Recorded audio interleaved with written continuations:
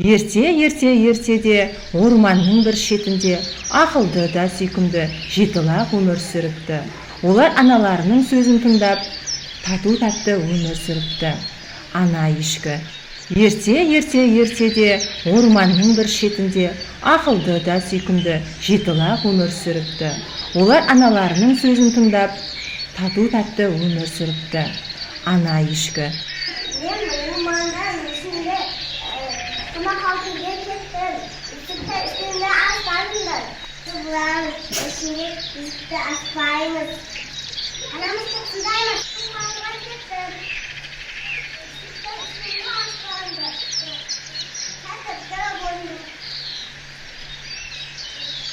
Аналарының орманға кеткенін байқаған қасқыр лақтарға келеді.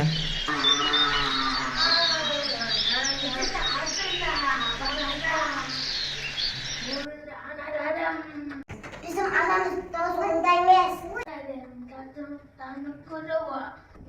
Қасқыр айласын асырып, даусын өзгертіп келмекші болды.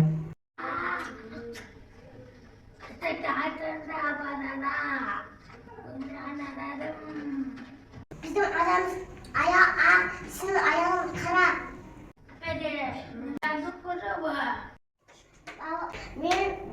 Ben ana var mı? Aslında ısıttı.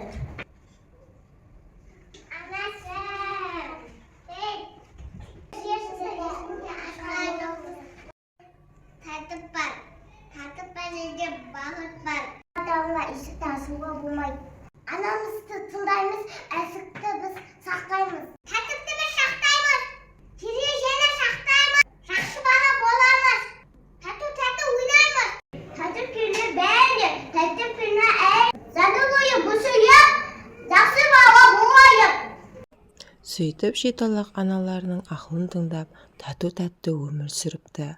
Ал қасқыр өз қателігін түсініп, жақсы болуға уәде беріпті.